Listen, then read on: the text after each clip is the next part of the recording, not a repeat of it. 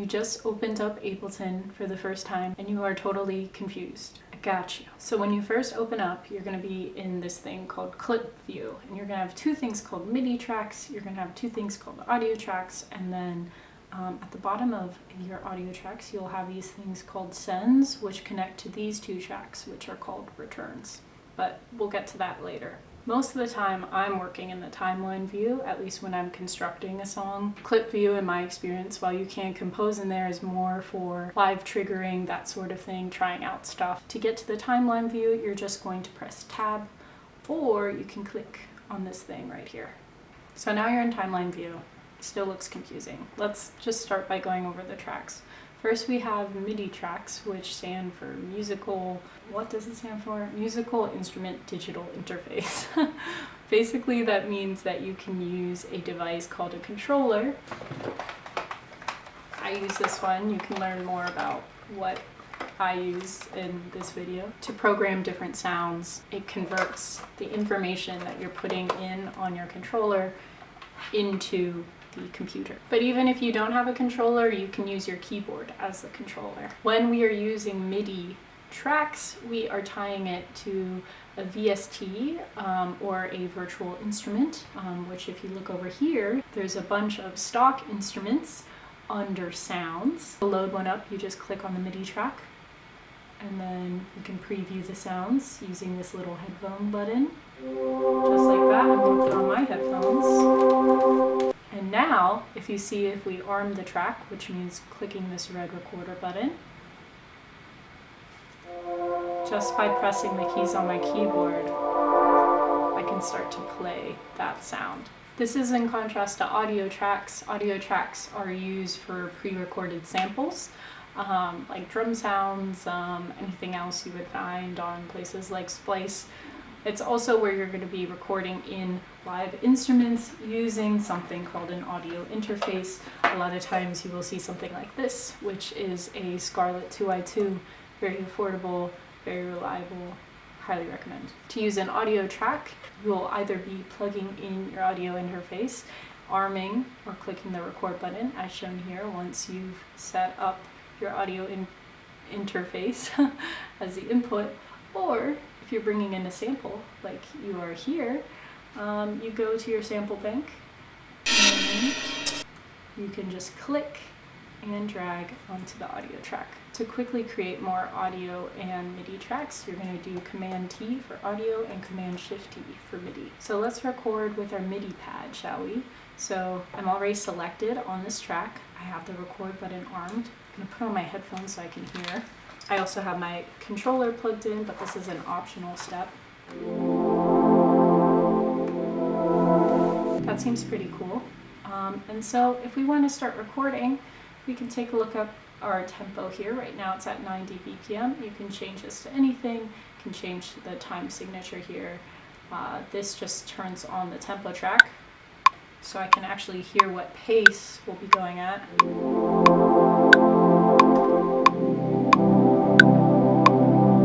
I'm going to click record to start recording. I will get a click track of 4 beats before it starts going live, and you'll see what happens when it goes live.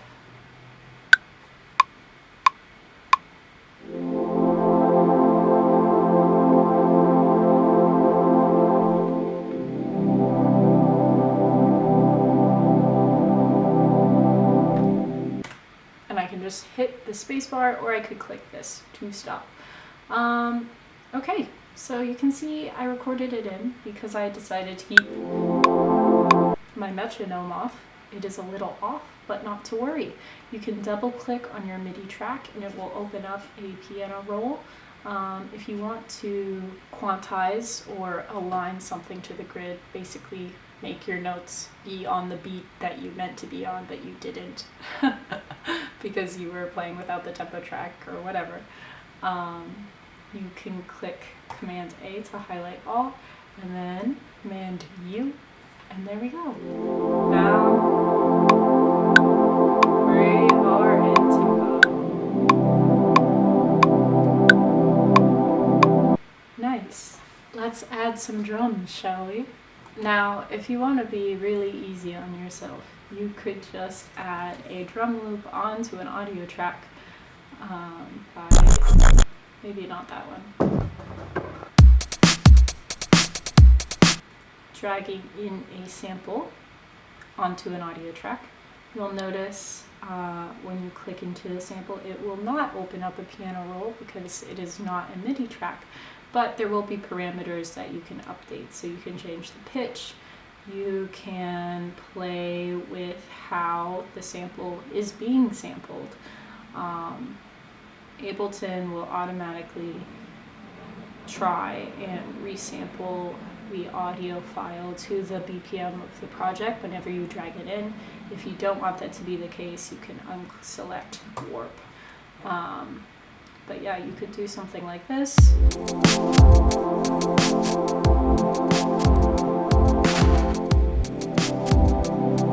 Cool. But for the sake of today's demonstration, I want to show how you use drums within a grid. So I want to add 3 drum parts to start. I'm going to add a kick, a hat, and a snare. So I'm going to create 3 audio tracks by clicking Command T and Command T. Next, I'm going to search for a kick sample. I can go like this, or you could click samples and go from there. But great. Also, something to note is whenever you bring something in, it will automatically be at 0 dB, but that in most cases is going to be too loud within the context of the project, so just keep that in mind if your mind is blown at how loud something is, because it will be loud. So my kick here, if I want to copy it, I can do Command C, very much like editing a Word document, and Command V to paste. I can also highlight the section and do Command D to duplicate across the timeline. How do I know where to place things? Well, we have this handy dandy feature called the grid. What the grid does is it tells you what each of these little bars is representing note value wise. So when I'm here at 1/8, this represents an 1/8 note. When I'm here, this is a 1/32 note. You get the idea. So for kicks, if I want to put it on every quarter note, I'm going to put it on a quarter note grid. And just duplicate. Got a kick going. I want to add a snare on beats 2 and 4. Do that. When you look at your audio and your MIDI tracks, you'll see these 2 things, which are your sends. What this means is you are sending part of that audio output to a return, which are basically these channels where you can put effects and different automation on the output track. So let's listen to the snare, right? So if I want to send that signal to reverb, I can turn this all the way up. Now it's all being sent to this A reverb channel. You could add any type of audio effect onto a return track, but for now we're going to keep it like that. Finally, I'm just going to add some hi-hats on some of the 8th beats. So we just play around. It's a lot of just trial and error.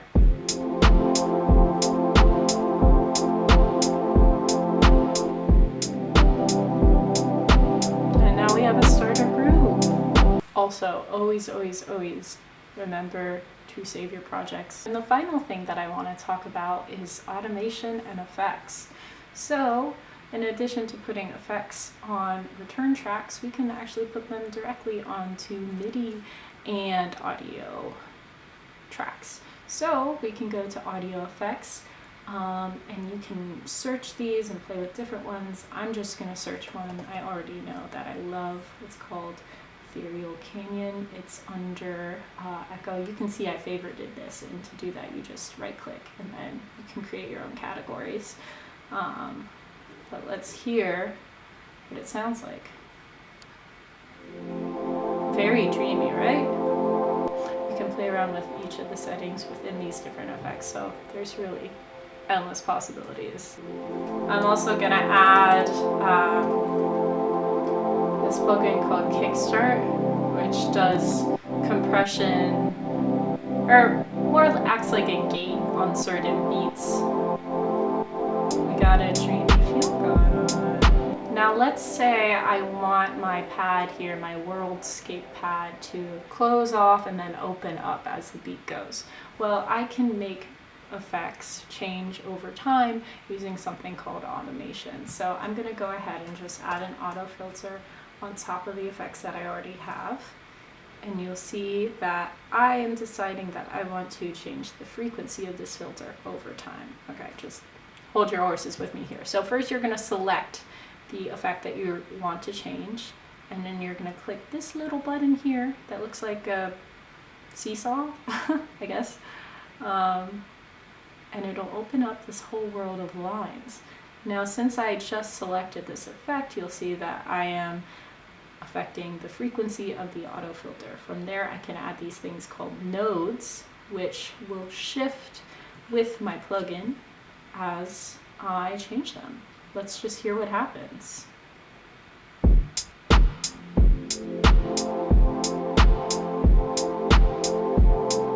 You can also copy and paste sections of automation. So if I really liked this bit, I can duplicate that onto the second section. And you just click the seesaw again to get out of that view. You can also record in automation by having that toggled and hitting the record button again. But anyway, I hope this was helpful. Please have the most fun music making. All you have to know about producing is that you have to make time to experiment. So go out and do it. It's the best way to learn. I'll link some videos in the description that you might also find helpful that will also play right after this video, and feel free to like and subscribe and let me know if there's anything else you want to learn. Peace.